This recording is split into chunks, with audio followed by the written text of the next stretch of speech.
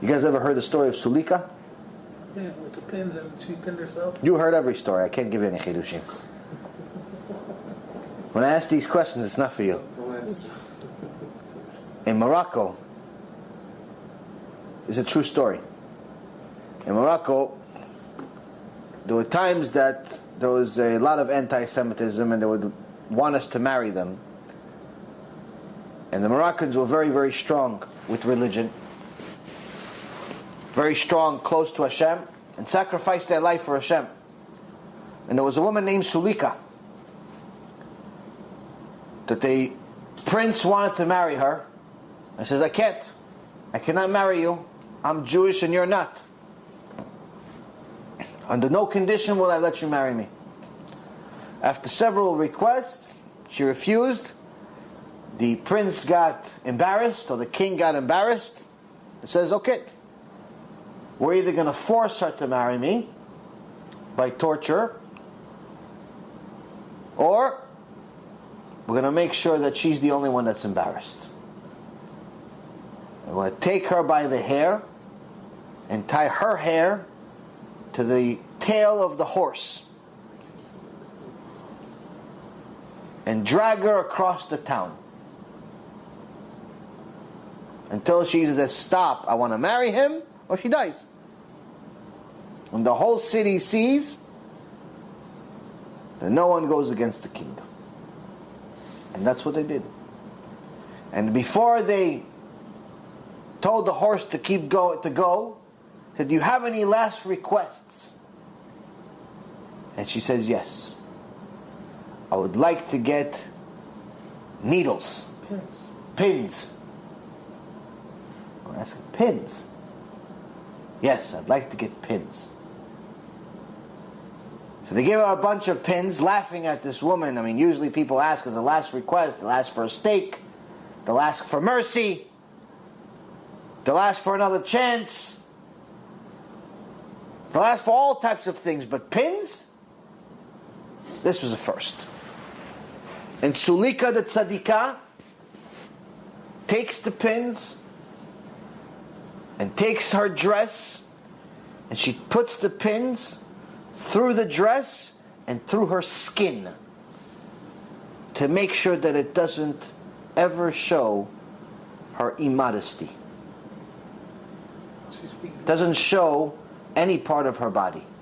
While she's being dragged by a horse, people are seeing this crazy woman, according to them crazy, according to us, one of the biggest tzadikot that ever lived. Blood everywhere. All she cares about is that no one sees her knees. She wants to make sure that the dress is covering every part of her body, and definitely her knees, regardless of the fact that she really is a nusa. She doesn't have to do that. But the modesty is already part of her. Why? Because modesty for a woman is the key to connection with Hashem. Key. Modesty in prayer. And so they do it. And they go. And they drag Sulika. And after a few moments she screams, stop! So everyone thinks, oh, okay. She came back to her senses. She doesn't want to be continued dragging and blood everywhere. So they stop the horse. They say, okay, you ready to marry the king? He says, no, absolutely not. Chas v'shalom. So why'd you say stop? I had to fix the pins and put them even deeper. And they dragged her until she died. The Rashash, Rabbi Shalom Sharabi, the Yemenite king wanted to marry his daughter, but he respected the Rashash. Rashash said, absolutely not. You can never marry my daughter. We're from two different nations. It can never be. He says, but I'm the king. I can do whatever I want. He says, yes, but it can never be.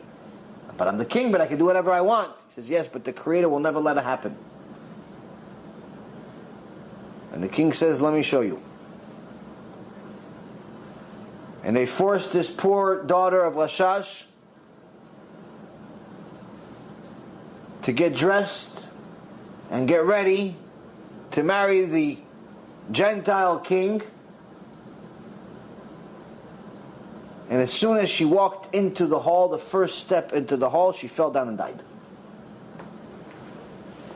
True story. Wasn't her fault though. No?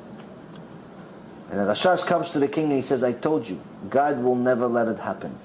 You've just experienced another Torah class brought to you by TorahAnytime.com.